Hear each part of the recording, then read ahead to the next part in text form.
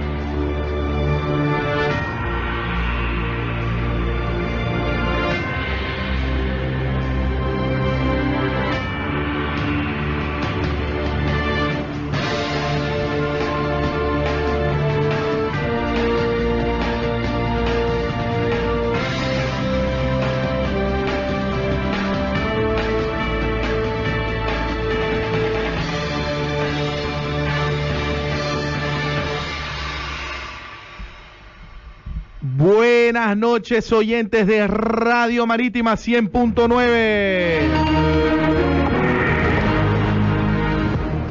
Como siempre, un programón tenemos el día de hoy. Lo hemos denominado este programa Guerra de Analistas, le vamos a poner. No quiero ser medio bélico, ya, por favor no piensen, pero es para darle pues un poco de sensacionalismo al programa. Así que lo hemos llamado Guerra de Analistas. ¿Y por qué? Hoy día vamos a tocar temas realmente apasionantes y también temas lamentables que están sucediendo. Vamos a hablar hoy de lo siguiente. Fidel Castro murió hace algunos días, ya se lamenta la muerte de algunos, otros festejan la muerte de Fidel Castro, expresidente de Cuba, en el cual vamos a analizar qué pasó con Cuba, cómo fue esta revolución que se inició en su momento, funcionó o no funcionó, todo lo que sucedió con respecto a Cuba y lo que viene a futuro con la Cuba de hoy sin Fidel Castro. También vamos a hablar de lo que está sucediendo con el agua en La Paz. Y más que hablarlo desde una parte técnica, vamos a hablar desde una parte más analítica política. ¿Por qué se da esto? Algunos dicen incompetencia del gobierno, otros dicen incompetencia de los administradores de empresas como EPSAS y demás. El gobierno ha dicho que no tenía la información que se le pasaba debidamente. Hay otros que dicen que es responsabilidad del gobierno toda esta situación. Vamos a hablar también sobre esta situación.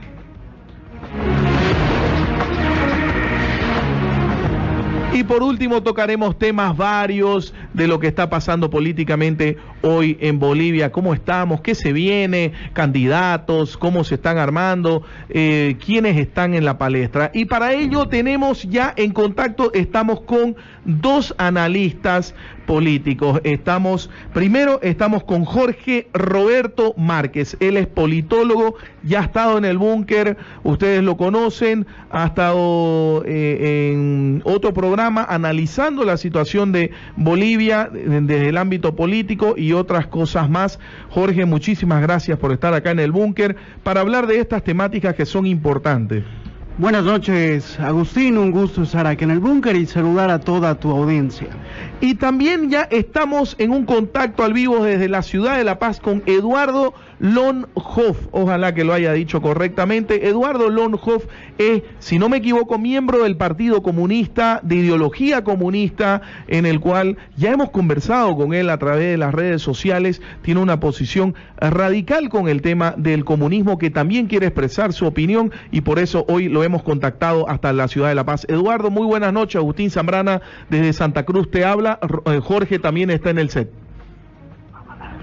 Buenas noches a Agustín y a toda la audiencia, al compañero politólogo que está ahí, Jorge. Bueno, vamos a empezar rápidamente.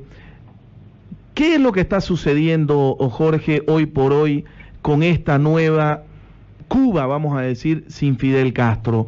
Ya los actos de sepelio se van a llevar a cabo en estos días. El presidente Morales en su agenda ya está el día de mañana yendo para Cuba. ¿Cómo se va a analizar y cómo se va a vivir la Cuba ya sin Fidel Castro? Algunos dicen que ya no había esto de Fidel Castro, pero ¿va a haber una Cuba sin Fidel Castro distinta a la que se estaba viendo? Es probable que haya una apertura más que interesante, pero esto hay que verlo a largo plazo, ¿no? Fidel Castro, después de haber dejado el poder a su hermano Raúl, es una figura simbólica. Obviamente ya la edad, el cansancio y demás han hecho que sea su deceso el 25. Y bueno, la gente que se ha colmado de alegría y felicidad ha sido la gente del exilio. E incluso está por ahí Gloria Estefan con un tuit o con un Instagram demasiado fuerte.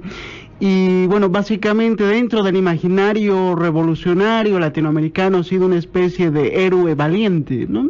Absolutamente, desde mi perspectiva, que puede ser demasiado liberal, no viene a ser ni un héroe ni un padre revolucionario, sino que básicamente un hombre que nunca dio elecciones libres a su pueblo, donde nunca hubo prensa independiente, y que fue un tirano que hizo con la isla lo que quiso hasta los últimos días de su existencia. Eduardo, ya escuchaste, un tirano, no dio elecciones libres. ¿Cómo lo identificás a Fidel Castro vos desde tu análisis? Sí, eso, bueno, estaba con mi compañero Sergio Salazar hoy en la mañana, ¿no? Y algunos actos aquí. Tirano, dentro de la democracia liberal, porque eso se piensa esto, ¿no? ¿Qué es democracia? Yo creo que democracia es pan o comida en la mesa del trabajador, la salud. Si ves los niveles de IDH, Cuba tiene los mejores niveles de IDH del mundo, ¿no? De Latinoamérica. Fidel Castro ha dejado un legado gigantesco en salud, educación. No pides un analfabeto en Cuba, ¿no? Cuba es un país de ciudadanos cultos, ¿no?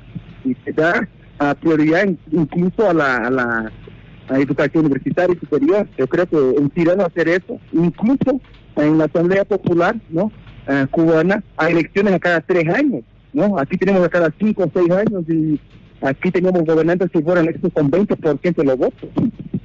Ahora, Eduardo, ¿cómo analizás, como decía Jorge, de que se hablan de desaparecidos, se hablan de cuando él dice tirano, seguramente está hablando de aquello, desaparecidos, de represión social en su momento? Algunos inclusive dicen que hoy por hoy hay una Cuba escondida que no quiere salir a las calles a protestar por ese miedo que hay. ¿Existe eso, Eduardo, o es simplemente comentarios que dice la gente? Porque también vemos mucha pobreza en Cuba. Aquellos que han visitado Cuba han visto pobreza en las calles. ¿Cómo lo analizás aquello?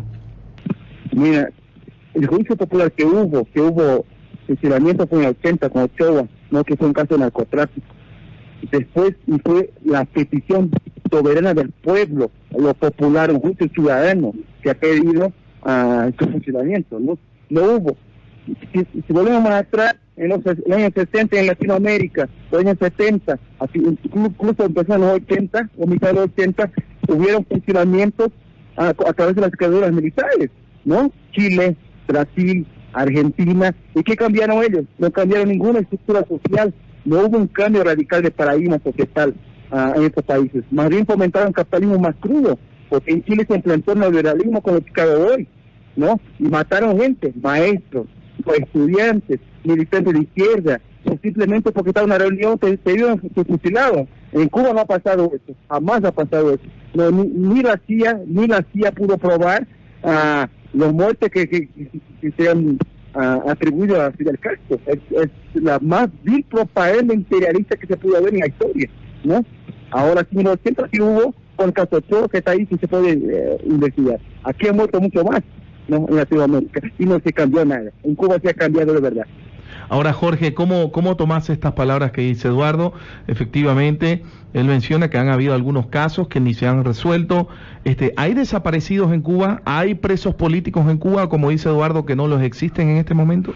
Tengo la impresión de que el interlocutor allí en La Paz está hablando a partir de la utopía castrista, en el cual se supone que como al ser revolucionario, Fidel está llevando a cabo la creación del nuevo hombre. Hay que recordar que han habido fusilamientos, que hay presos políticos, que han aumentado los detenidos que son presos políticos desde el 2006 hasta ahora, que no se respetan los derechos humanos, no se respetan las libertades individuales, el Estado es dueño de absolutamente todo y el régimen obviamente lo ha demostrado, que hay salud, que hay educación, etcétera, etcétera. Lamentablemente no hay ningún órgano independiente más allá del Estado cubano que pueda realmente demostrar que lo que te dice el Estado cubano revolucionario sea verdad. Básicamente lo que la ONU o la Organización Mundial de la Salud dan a conocer es lo que da a conocer el Estado cubano como tal. Nunca han aceptado a un grupo, ya sea de la ONU, de la OMS, etcétera, etcétera, para ver realmente cómo es la realidad. Simplemente van a replicar lo que el Estado cubano les está entregando, ¿no? Yo creo que lo que pasa en Cuba es lo que pasó con la extinta Unión Soviética. Gran parte de la población está en la pobreza, es pobre, no tiene una gran calidad de vida, no tiene posiblemente muchas comodidades, pero hay un pequeño grupo dirigente que tiene la capacidad y goza de muchos lujos, ¿no? En la Unión Soviética este pequeño grupo se llamaba la nomenclatura. En Cuba seguramente las altas esferas del Partido Comunista Cubano son aquellos que tienen esas comodidades. Sin ir muy lejos, Forbes ha sacado que Fidel Castro tiene alrededor de $900 millones en una de sus cuentas, y que bueno, no vivía en una pequeña casita estatal, sino que está entre mansiones, yates, islas, y esa es la hipocresía revolucionaria que existe, tratando de que un modelo que sabemos que es un fracaso se siga vendiendo gracias a la propaganda que hace y no cambia ningún tipo de realidad. El cubano sigue estando, me atrevo a decir, que es más pobre que la vez que Fidel llegó al poder con la revolución. ¿Esto es así, Eduardo? ¿Vos lo analizás así? ¿Cómo lo ves? Yo creo que aquí no se trata de propaganda. La OMS, la Organización Mundial de la Salud, la ONU, ¿no? La CELAC ha demostrado con datos, con cifras, con datos científicos, no con la propaganda que se tiene, que el nivel de desarrollo humano en Cuba es uno de los mayores del mundo, pese, y ahí el compañero creo que no se acuerda del bloqueo económico, del embargo económico, que no pueden importar medicamentos, no lo esencial, pero pese a eso, en Cuba se ha evitado la transmisión de VIH de madre a hijo, el único país del mundo, ¿no? ¿Sabe cuántos casos de personas con SIDA, con VIH hubo en Cuba en esos años? 100 casos, en una isla pequeña. Claro, que si hay represión en Cuba, hay tortura en Cuba, se llama Guantánamo. Guantánamo es la prisión de Estados Unidos, y la ONU y todos los organismos internacionales se callan ante las barbaridades que se hacen ahí, ¿no? Los presos sobre todo de origen musulmán, no son musulmanes sin prueba ninguna, son sometidos a tortura a diario, ¿no? ¿Por qué no hablamos de los 50.000 desaparecidos en Argentina, en la dictadura militar? ¿Para qué? Para imponer un régimen dictatorial para fomentar el capitalismo, la utopía capitalista, porque lo que hizo el capitalismo simplemente fue distribuir la pobreza, nunca distribuir riqueza ninguna, ¿no? Hablan de nomenclatura, 1% o 2% de la población mundial tiene casi 50% del 60% del PIB, del Producto Nacional, de la riqueza mundial. ¿Por qué no hablan de la injusticia del capitalismo? ¿Cuántos millones de personas mueren en África porque tienen acceso a salud o a servicios básicos? Eso el capitalismo lo hace, no es el comunismo, no es ninguna utopía. El capitalismo es la única utopía del mundo. Hasta ahora no funciona en ninguna parte. Ahora, Eduardo, el movimiento al socialismo, un partido de gobierno que arrasó en las primeras elecciones 54%, una Bolivia sumergida en una crisis política, en una crisis social, que Evo Morales arrasa, como vuelvo a decir.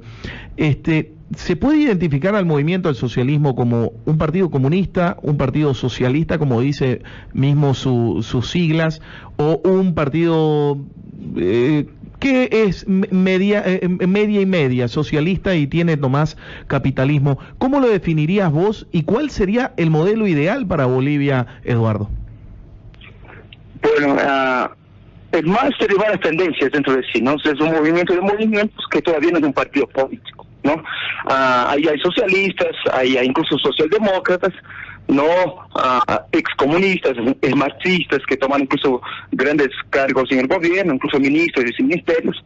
Pero el partido en sí es un partido desarrollista, antiimperialista, sobre todo, ¿no? Que la expulsión de la DEA, el trato soberano, ¿no?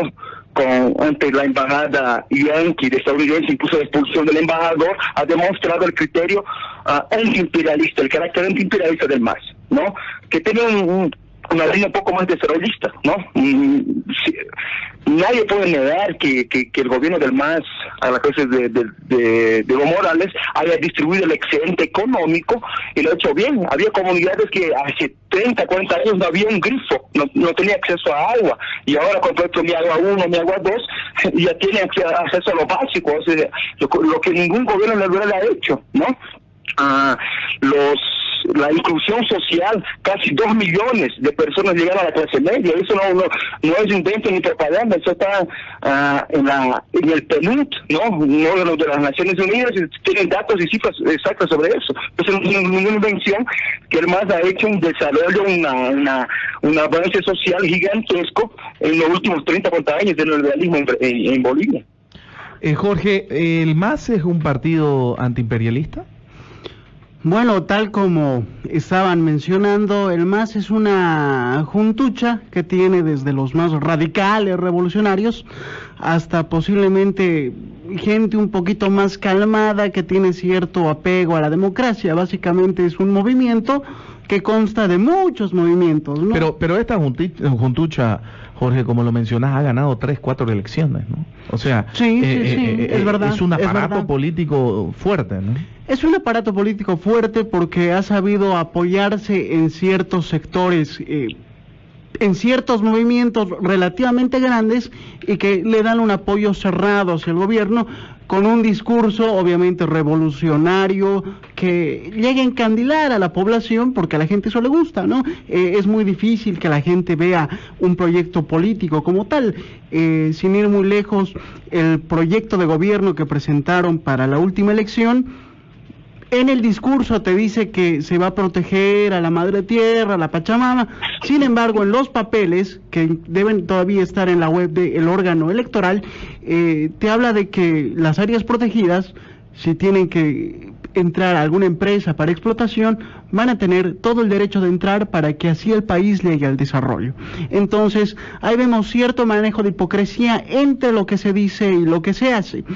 También hay que recalcar que en esto del manejo del agua, más allá del Mi Agua 1 o Mi Agua 2, que el Estado en estos 10, 11 años ha tenido más dinero que otros gobiernos, se ha llegado a una crisis del agua en la sede de gobierno, en La Paz, en una empresa que dependía del ministerio, de un ministerio del medio ambiente y de agua, y que casualmente es parte del gobierno. La gente que está trabajando ahí es parte del gobierno. Y ya vamos a entrar luego, vamos a hablar del tema aguas. Vamos a ir a nuestra primera pausa, nos hemos saltado esta primera pausa. Está con nosotros Jorge Márquez, politólogo, Eduardo Lonhoff, también analista político desde la ciudad de La Paz. Vamos a hacer también un contacto al vivo con un analista internacional que es boliviano, Javier Elaje, que nos va a hablar de la situación también de lo que es hoy la nueva Cuba. ¿Hay una nueva Cuba o está como está y todo se va a mantener igual? Vamos a nuestra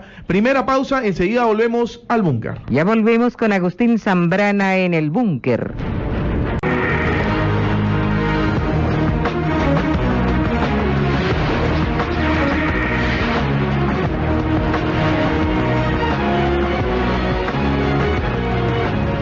Estamos de vuelta en el búnker, estamos de vuelta desde Santa Cruz hablando con Jorge Márquez, él es politólogo, desde La Paz, Eduardo Lonhoff, también analista político, y estamos ya en un contacto al vivo con Javier Elaje. Javier Elaje es un analista político internacional con sede en Nueva York que trabaja para entidades de derechos humanos, Human Rights Foundation, si no me equivoco, y otras actividades. Trabajó también en lo que fue el proceso autonómico, uno de los creadores y escritores de lo que fue el Estatuto Autonómico en su momento en años anteriores. Javier, desde Santa Cruz te saludamos, también desde La Paz, Eduardo, hasta Nueva York, para hablar de lo que sucede ahora, una Cuba sin Fidel Castro. ¿Qué va a pasar? ¿Se mantiene igual o hay un cambio desde la muerte de Fidel Castro? Nuevamente te saludo, Javier.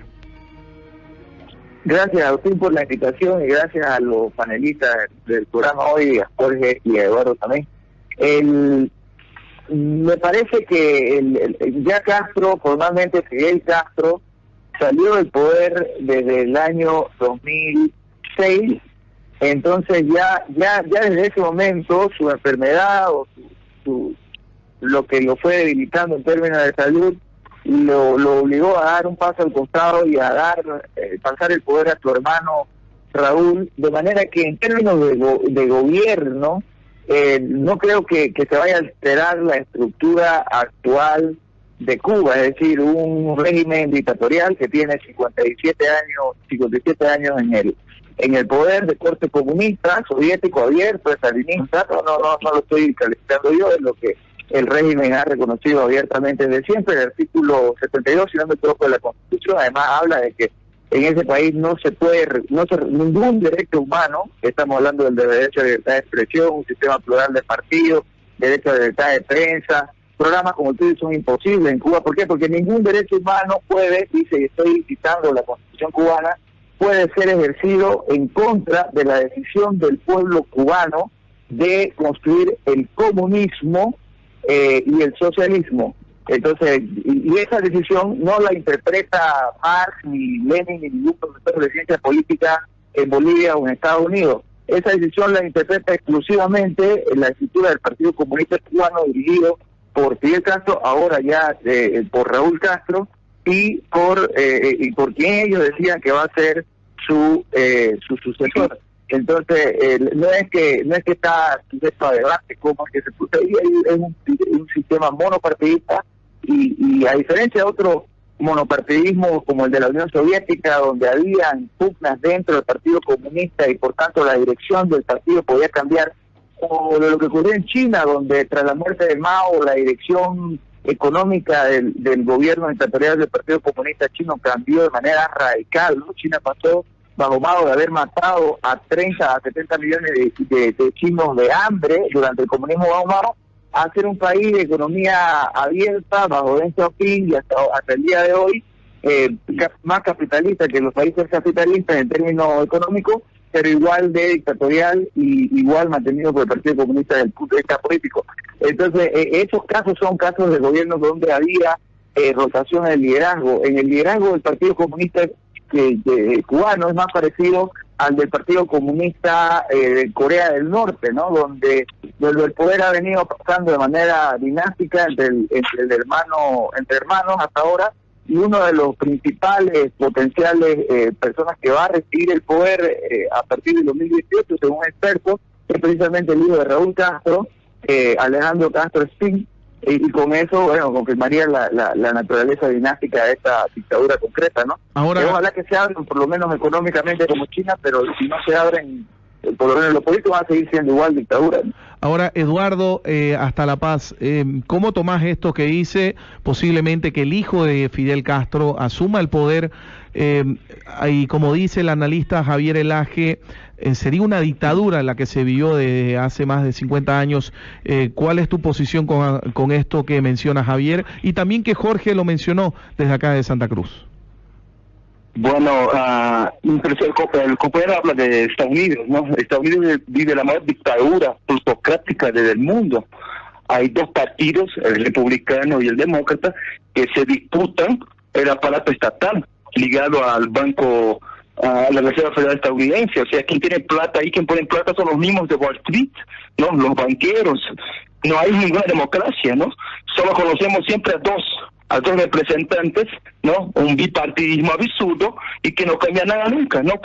De vez en cuando alguno que otro personaje que intenta reciclar, pero la estructura misma nunca ha cambiado, tanto demócratas como republicanos, ¿no? Trump ahora es el bufón de la vez, pero la estructura no va a cambiar en nada, la estructura política y económica de Estados Unidos, ¿no? Seguirá siendo la dictadura de los grandes bancos, ¿no? De los grandes lobistas de Wall Street.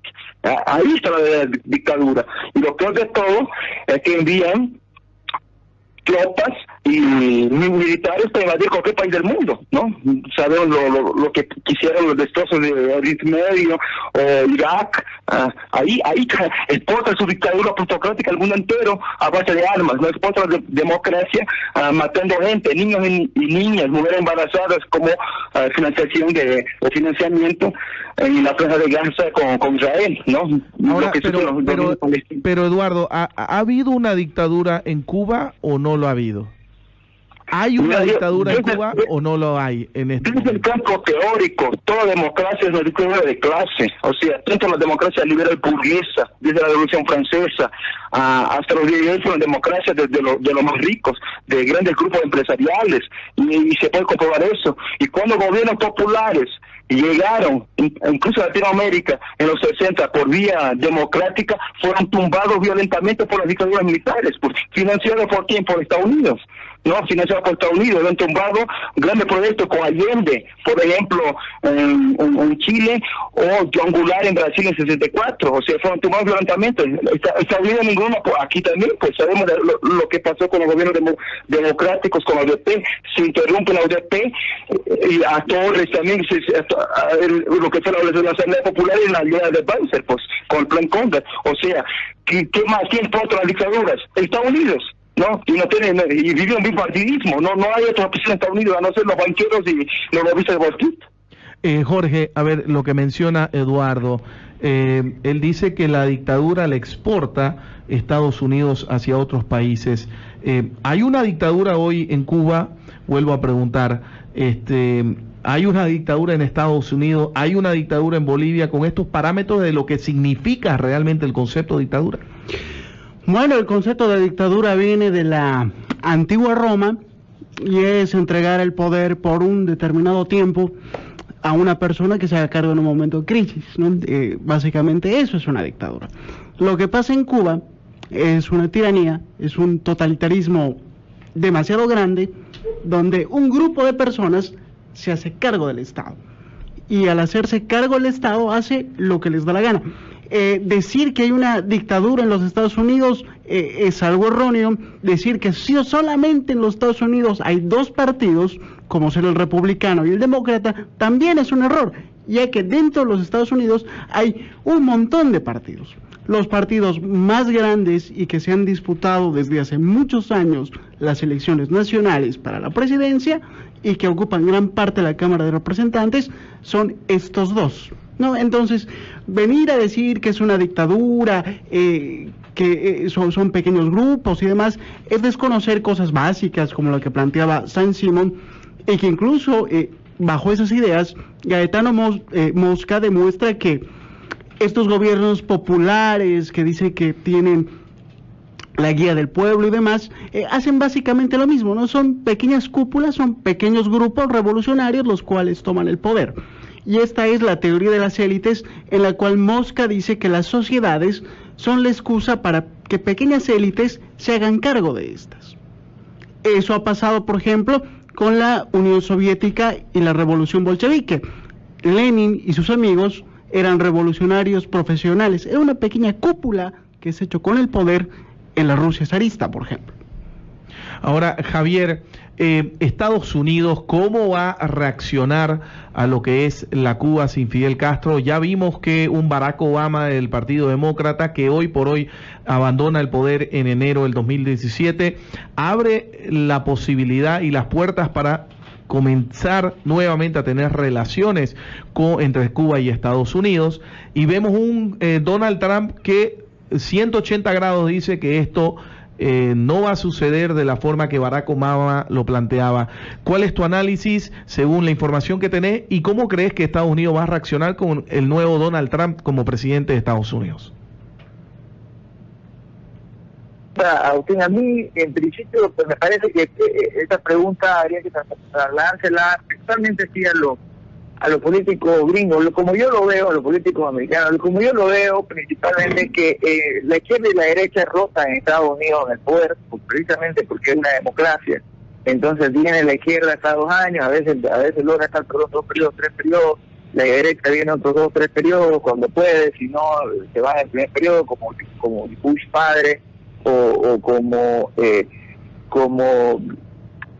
ha ocurrido en el pasado, hace un impeachment del presidente de derecha como Nixon, si es que comete errores como fue el espiar a la izquierda, a la institucionalidad izquierdista dentro de ese país, al Partido Demócrata en su momento.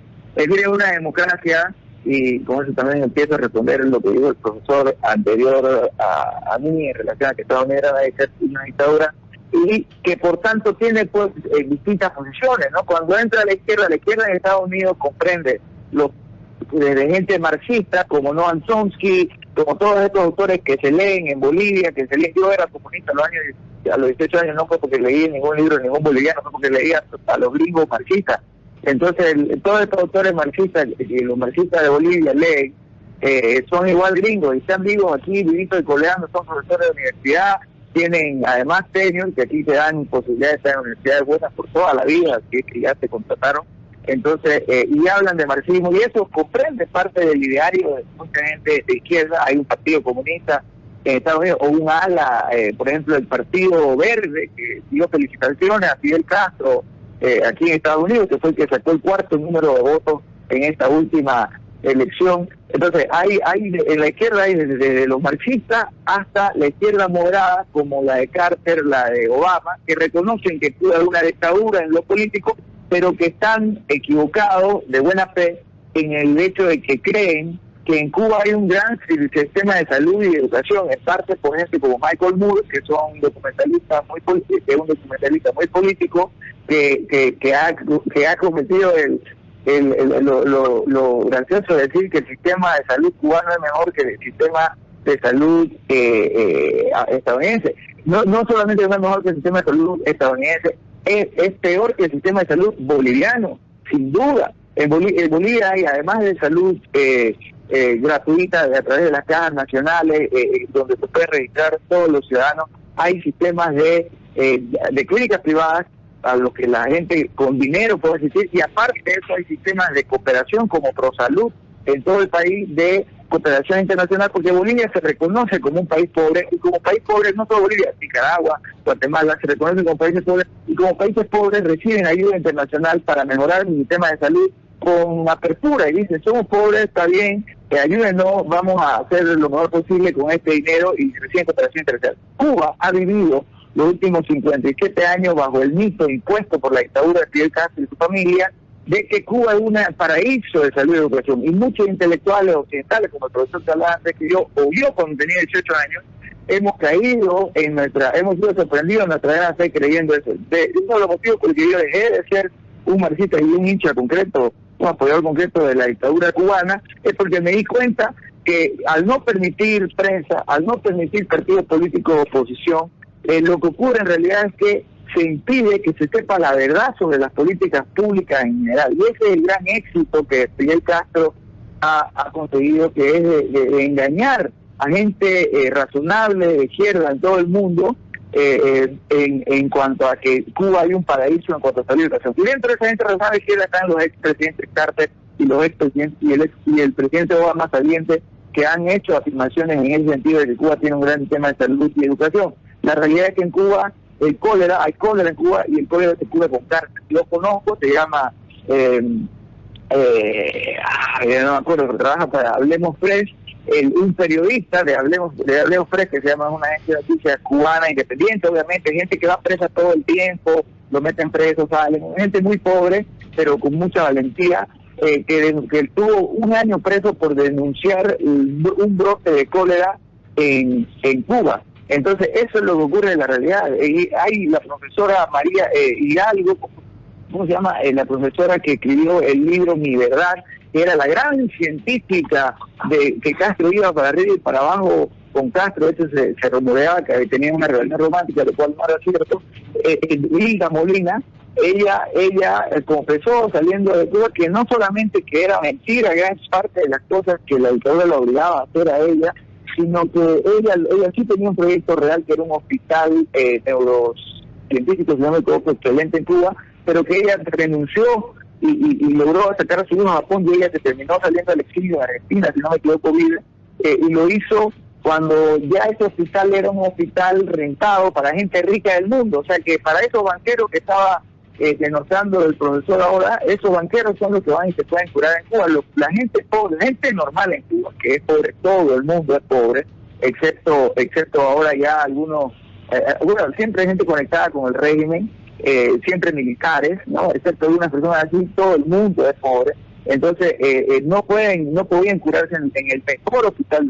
Calixto Ramón Martínez se llama la persona que estuvo preso un montón de tiempo en La Habana. Entonces eso, en cuanto hay estos mitos en relación a Cuba que justifican el hecho de que mucha gente en el mundo razonable izquierda, pues eso es en cuanto a la izquierda. En cuanto a la derecha, a nadie le gusta Fidel Castro, nadie, el Partido Republicano alaba a Fidel Castro, todos ya lo aborrecen, es normal. Así como a la izquierda, Pinochet, todo el mundo, desde los comunistas hasta los razonables, aborrecen a Pinochet. En la derecha hay gente razonable de derecha que también denosta a Pinochet, a Videla, que critica, que tiene un rol autocrítico en relación al rol que ha jugado Estados Unidos en la Guerra Fría, pero también hay otra gente que es más partidista, que son anticomunistas de línea dura y que cualquier cosa justifica perseguir a los comunistas en países como ocurrieron durante la Guerra Fría. Entonces hay un amplio arco de ideas políticas que con sus medios de comunicación, con sus universidades, con sus libros, con sus radios, con todo.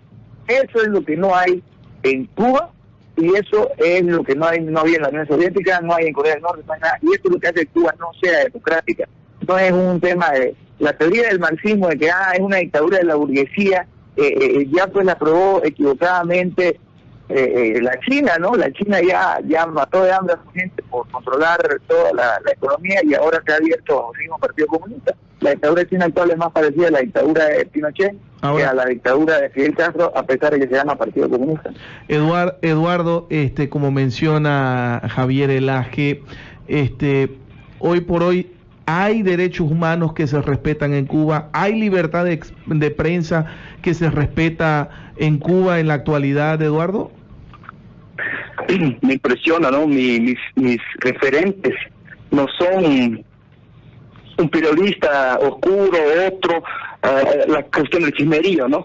En Cuba se ha abierto a nivel de los medios alternativos. La bloguera esa famosa va y entra, me olvido el nombre de la bloguera, va y entra de Cuba, y no veo que la prendan, que la metan a la cárcel, ni nada, y va a dar talento. ¿Cómo? Johnny Sánchez, sí, ¿no? Sí. Claro, pero va y vuelve de Cuba cuando quiere, tiene acceso a internet y escribe barbaridades, y los primeros de mayo en Cuba ven millones de personas en la calle, y no veo millones de soldados apuntando armas en la calle de Carabobo. O sea, salen por voluntad.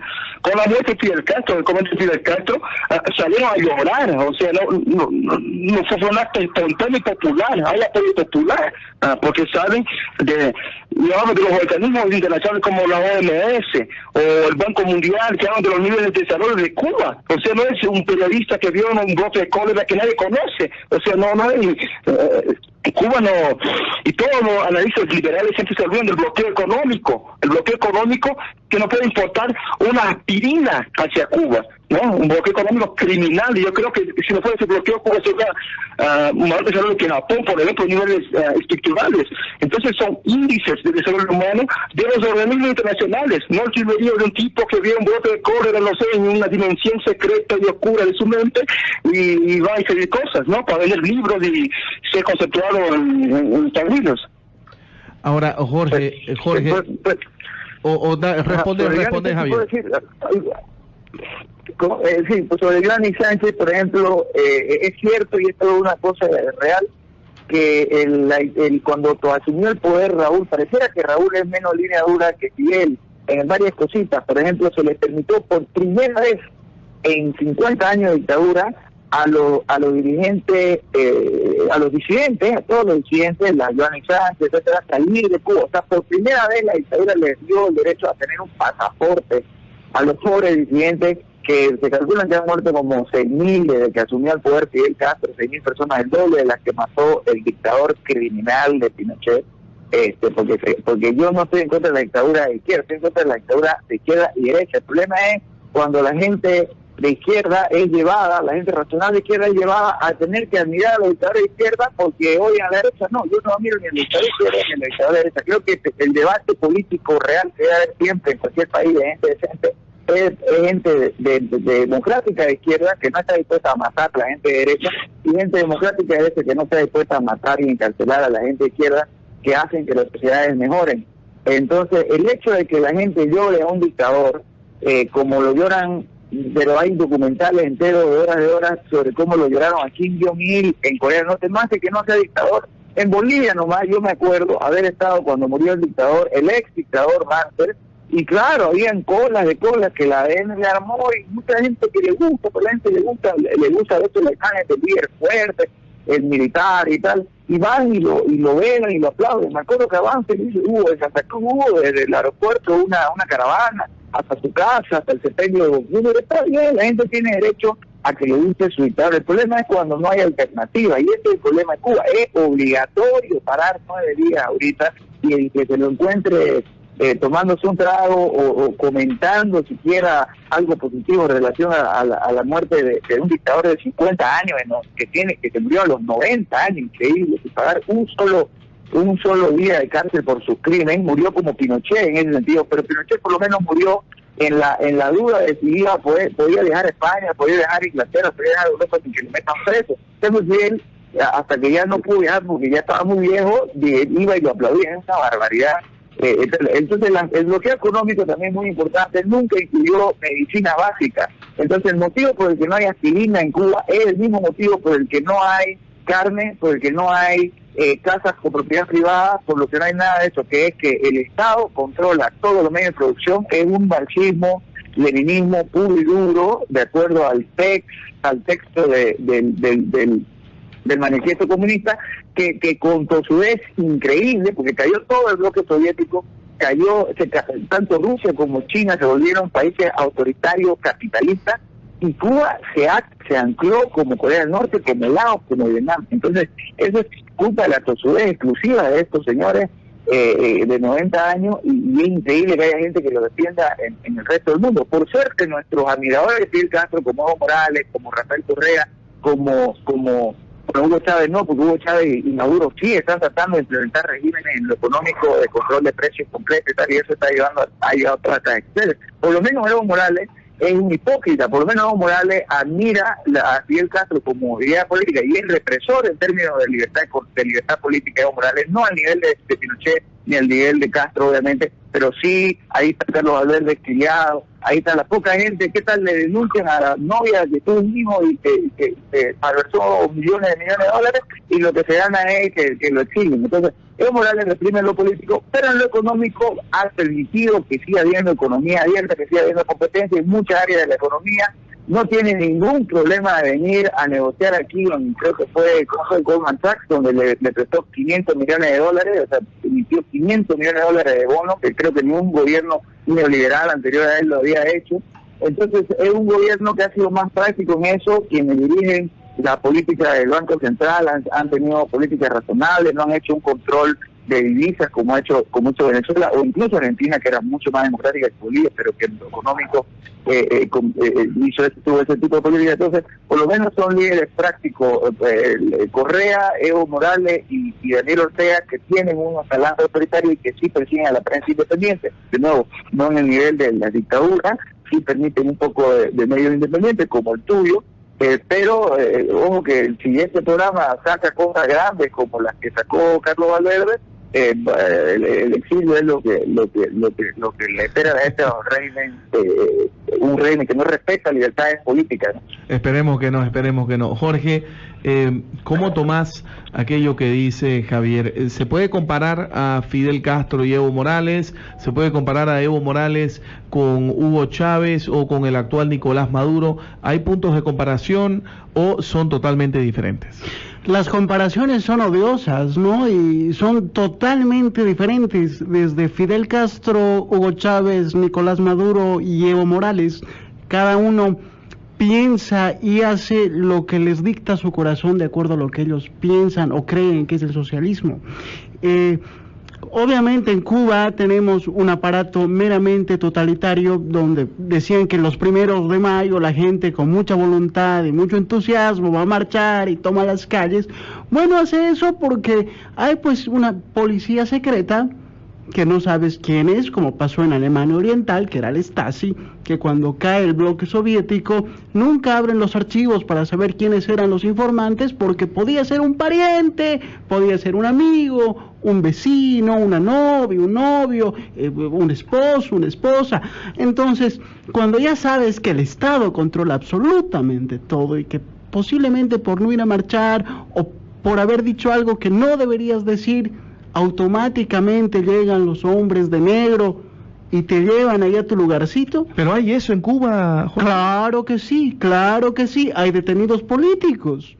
No necesariamente porque han salido con sus carteles al balcón en La Habana a gritar, sino porque posiblemente estaban reunidos hablando sobre la situación política del país y ellos tenían un hambre de libertad. Y posiblemente había ahí alguien en el grupo que, bueno, ha dicho, aquí algo anda mal, esto no va con nuestro régimen revolucionario y glorioso que ha soñado el compañero comandante Fidel Castro, etcétera, etcétera, etcétera, y adentro. Y eso es algo que pasa no solamente en Cuba. La Unión Soviética es el más claro ejemplo. Tanto Lenin como Stalin se han llevado a millones y millones de almas. ¿Y a qué viene esto? Ellos estaban queriendo crear un hombre nuevo. Por ende, los hombres antiguos, todos aquellos que han muerto, ya no servían para este proyecto. Y eso es como ven estas revoluciones socialistas a gran parte de su población. Vamos a ir a nuestra segunda pausa, estamos en el búnker, nos vamos a ir despidiendo de Javier Elaje, desde Nueva York, ha tenido la gentileza y amabilidad para hablar con nosotros cerca ya de 30 minutos, para compartir sus experiencias y sobre todo sus pensamientos. Javier, te agradecemos desde el búnker, desde Santa Cruz y desde La Paz, y esperamos tenerte siempre habitualmente conversando y hablando con nosotros los bolivianos para que des tu pensamiento, obviamente con una visión desde Estados Unidos. Te agradecemos, Javier, nuevamente.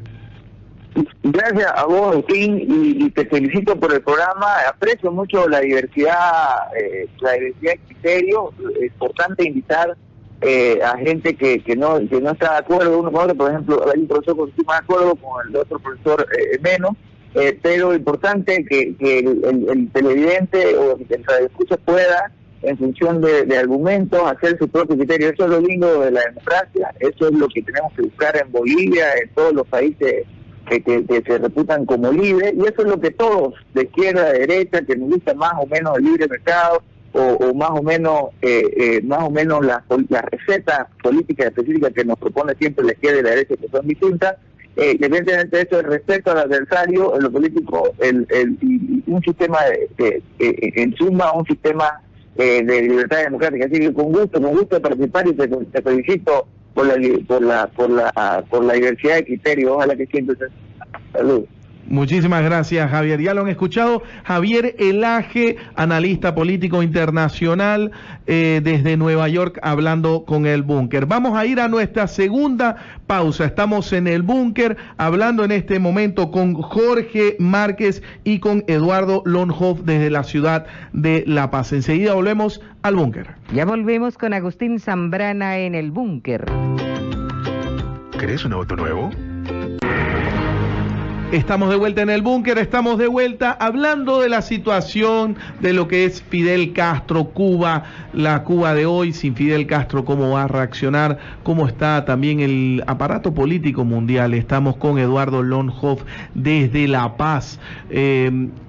colaborándonos con sus pensamientos, y con Jorge Márquez, politólogo también. Javier Elaje habló desde Nueva York con nosotros. Eduardo, ¿qué se viene para Bolivia? Un año difícil el que se va a asumir desde la parte económica. Hay algunos cambios políticos que se vienen dando día a día, un MAS que ya no es la taza de leche que había anteriormente, una oposición que todavía no engrana, una oposición que no tiene todavía un organismo orgánico para poder tener un proyecto país, todavía con muchas deficiencias. ¿Cómo la lees el futuro de esta Bolivia que todos amamos y queremos que nos vaya bien? Pero ¿cómo la lees en estas próximas elecciones? ¿Qué ves, Eduardo? Bueno, dice en el clavo, Agustín, la oposición tiene proyecto político. Por otro lado, el MAS sí, ¿no? Tenían los 13 pilares que se fue cumplido de las últimas elecciones. Desde 2005 también con la nacionalización de hidrocarburos, con la división del excedente. Hay sí un puesto de Estado soberano, ¿no? Hay, además de la presencia donde la había en las fronteras, ahora hay presencia del Estado, ¿no? Los neoliberales dejaron todas las comunidades y pequeñas ciudades y toda la frontera vacía de todo, ¿no? Y el proyecto político del MAS ha llegado a todos los rincones de Bolivia. No hay un lugar que no exista un proyecto del Estado, del gobierno, ¿no? Y ese es el proyecto político, ¿no? La división del excedente, la inclusión social. Millones de bolivianos salen de la línea de pobreza, de la miseria, ¿no? Hay cosas, se está llevando la industrialización a pasos un poco lentos, pero sí hay ese proyecto, ¿no? Ese es el horizonte de construcción.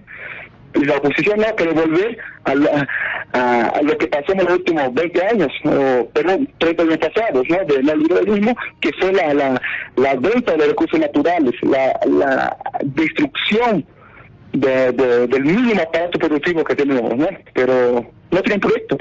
El MAS creo que sí, llegue quien llegue, ¿no? Puede ser Evo Morales o no, o llegue quien llegue, va a llevar a cabo el tema del programa político de los últimos 10 años, ¿no? Que es la distribución del excedente, ¿no? Y falta, sí. Jorge, yo hago una comparación y a veces, como vos decías, las comparaciones son odiosas, pero veo un MAS que se está debilitando desde lo interno y esos errores se están trasladando a lo externo. Y con esto no quiero tomar partes, porque vuelvo a decir, como decía Eduardo, que le di en el clavo. Veo una oposición que no engrana, no tiene proyecto país, le está costando hacer un proyecto país, y hoy por hoy no existe un proyecto país desde la oposición. Pero yendo a las comparaciones, veo un MAS muy parecido al desenlace de un MNR que empezó en los 50 y terminó con el desastre que fue Goni Sánchez de Lozada del 2002, 17 de octubre del 2002. ¿Ves un punto de comparación ahí o me estoy equivocando, Jorge? Las características que mencionas son totalmente diferentes, y un partido con el otro, y lo que han hecho, no hay ninguna clase de hilo conductor.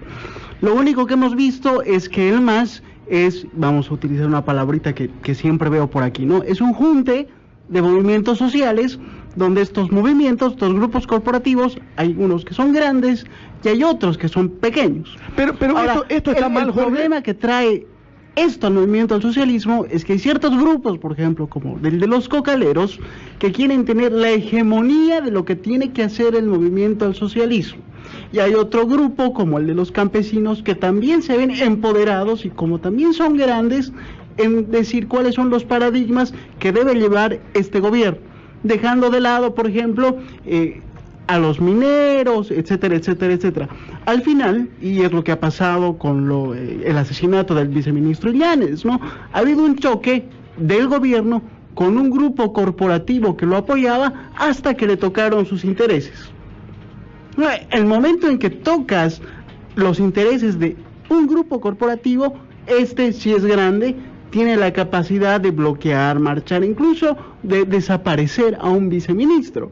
Entonces, este es el problema interno que tiene el MAS, de varios grupos que luchan por su hegemonía. Y esto es más peligroso todavía. Todos sabemos el resultado del referéndum del 21 de febrero. Sin embargo, el MAS se va a reunir en diciembre porque hay varios movimientos sociales los cuales están pidiendo que el presidente vaya a otra reelección.